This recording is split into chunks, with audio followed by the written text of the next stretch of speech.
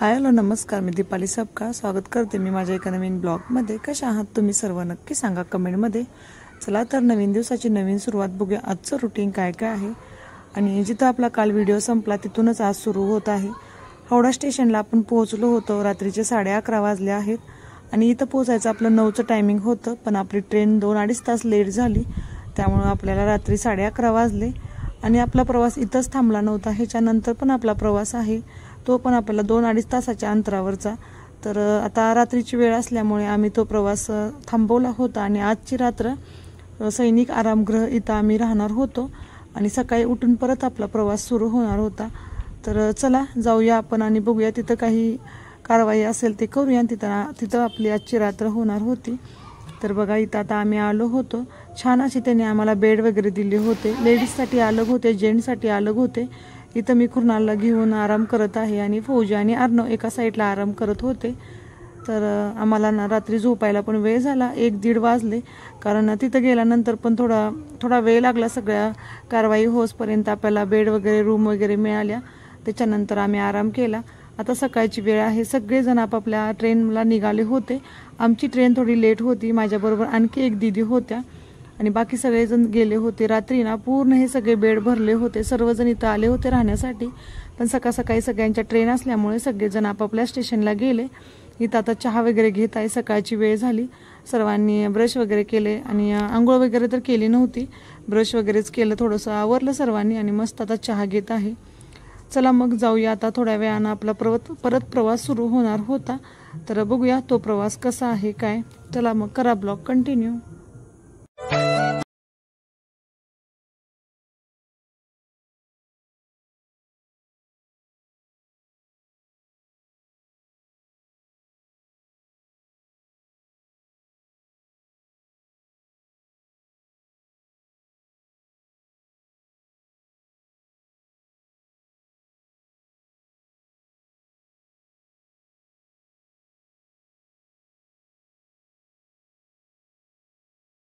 आणि आता इथं आम्ही मेट्रो स्टेशनला आलो। आम्ही विचार केला की मेट्रोनं जाऊया, त्याच्यानंतर तिथं गेल्यावर कळालं की आपण लोकल ट्रेननं पण जाऊ शकतो, आपल्याला जिथं जायचं आहे तिथं। मेट्रोमध्ये कसं एवढं सामान वगैरे घेऊन जायचं अवघड होऊन जाईल, तर चला परत जायचं होतं आपल्याला लोकल ट्रेन पकडायला आणि बघूया आता इथली लोकल ट्रेन वगैरे कशी आहे।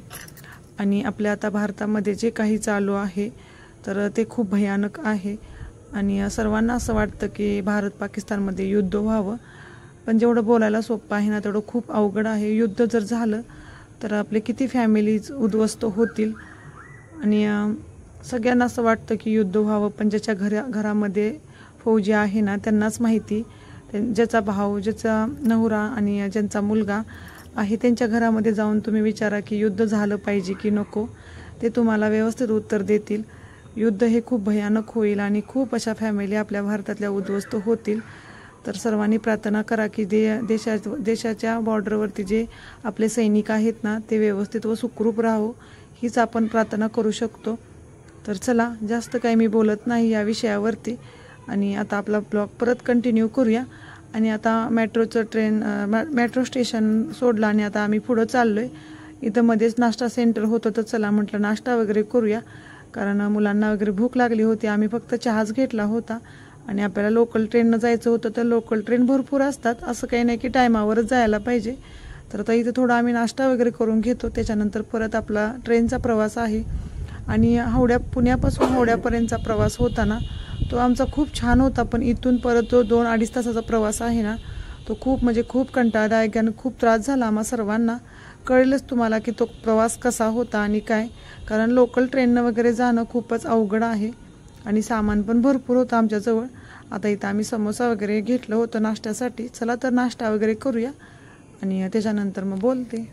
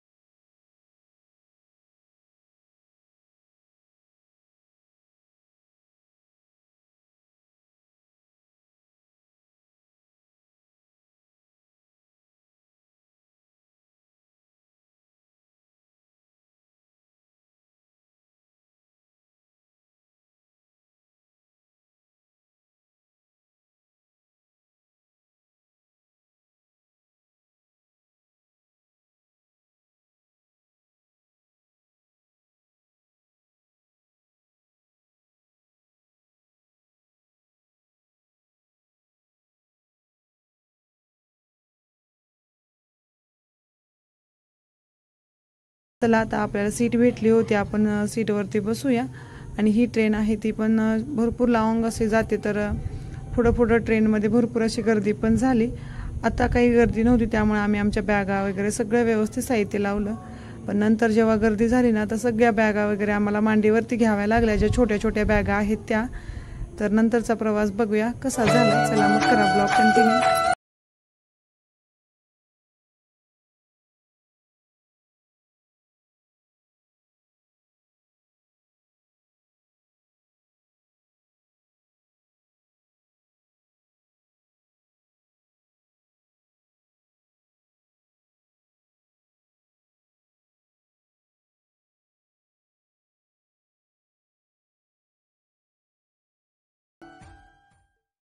आणि आपण ना ट्रेनमध्ये अर्धा तास प्रवास केला होता, त्याच्यानंतर आपण उतरलो आहे।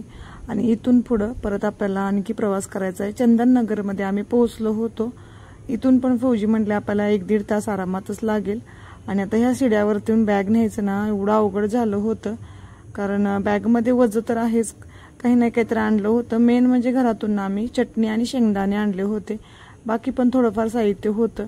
आता इथं बघा अर्णव पण आम्हाला खूप हेल्प केली, अर्णवने कुणालकडे पण आम्ही ना कॅम्पर दिला होता पाण्याचा, ह्याच्यामध्ये पाणी नाही त्यामुळे तो इझिली उचलू शकला। इथं बघा फौजींचं किती हालत चालू आहे बॅगा वगैरे उचलायचं। आणि आता एक बॅग आणली, अजून दुसरी बॅग आपली खालीच होती। चला तर आता मी पण थोडं फौजींना हेल्प करते, कारण त्या बॅगामध्ये ना खूपच साहित्य होतं आणि म्हणजे एकदम वजन पण होतं। तर मी म्हटलं फौजींना मी पण थोडं हेल्प करते। दोघांनी मिळून ही बॅग वरती आणली आणि इथं कुली वगैरे पण नव्हता, त्यामुळे आम्हाला खूपच हे झालं। आणि काही नाही, चला आता थोड्या वेळानं आपण इथं रिक्षामध्ये बसलो। आणि आता इथून आपल्याला ना नदीचा प्रवास करायचा, म्हणजे बोटचा प्रवास करायचा होता, नदीला क्रॉस करून जायचं होतं। आणि हा प्रवास पण आमचा खूप डिफिकल्ट आमच्यासाठी वाटला, आणि आम्ही पहिल्यांदाच असा प्रवास केला होता। तर चला जाऊया आता नदीचा प्रवास करूया आपण, आणि बघूया तिथं काही वेगळं कसं काय।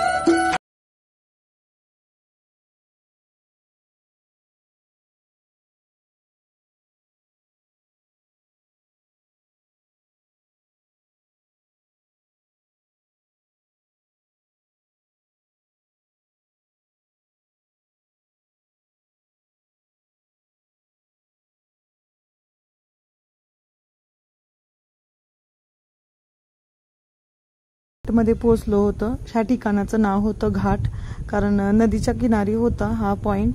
तर ही बघा नदी आहे, इथून आपल्याला बोटीनं प्रवास करायचा होता। आणि इथं ना बोट 15 मिनिटांनी येते, आणि आता सध्या एक बोट लागली होती, पण आम्ही तिकीट वगैरे काढत होतो ना तोपर्यंत ती बोट गेली। थोड्याच वेळासाठी आमची बोट ती चुकली होती। ती बघा आपल्या समोर बोट दिसत आहे, आणि आम्ही तिथं पोहोचणारच तोपर्यंत ती बोट हल्ली होती। त्याच्यानंतर 15 मिनिटं आपल्याला वाट बघावी लागणार। चला काही नाही, तोपर्यंत मस्त आम्ही फोटोग्राफी वगैरे केली होती इथं। आणि आमच्यासाठी नवीन होतं बोटीचा प्रवास करणं। असं तर आम्ही छोट्या मोठ्या बोटीमध्ये बसलो, पण ही बोट खूपच मोठी होती। ह्याच्यामधून गाड्या वगैरे पण घेऊन जातात लोक, सायकल वगैरे। तर नवीन होतं आमच्यासाठी बघायला, पण थोडीशी भीती पण वाटत होती मनामध्ये की बोटीतून कसं प्रवास करायचा। फौजी म्हटले काही नाही, फौजी इथं आले होते पहिल्यांदा, त्यामुळे फौजींनी इथं प्रवास केला होता, त्यांना माहित होतं सगळ्या गोष्टी। तर फौजी म्हणले काही भ्यायचं नाही, आतमध्ये बसायला व्यवस्थित जागा वगैरे असतो। आणि आता इथं बघा आम्ही बोटमध्ये बसत आहे। याच्यानंतर 15 मिनिटं ते वाट बघतात, पूर्ण बोट भरली की मग परत आपला प्रवास सुरू होतोय। चला तर आता आपण बोटीचा प्रवास करूया। आणि आता इथं आपण बोटीमध्ये बसायला निघालो, आणि बोटीतनं उतरल्यानंतर पण आपल्याला रिक्षाचा प्रवास होता। आणि त्याच्यानंतर आम्ही आर्मी क्वार्टर्समध्ये पोहोचलो। खूप असा लॉंग हा प्रवास वाटला, तर माझ्या मोबाईलमध्ये चार्जिंग नसल्यामुळे तो व्हिडिओ काही मी घेऊ शकली नाही। तर आजचा व्हिडिओ मी इथंच संपवते। आजचा व्हिडिओ कसा वाटला नक्की सांगा कमेंटमध्ये। व्हिडिओ आवडला तर छोट्यांनी खूप सगळं प्रेम करा, मोठ्यांनी खूप सगळं आशीर्वाद द्या। भेटूया अशाच उद्याच्या नवीन छान छान ब्लॉगमध्ये। तोपर्यंत बाय बाय, जय महाराष्ट्र।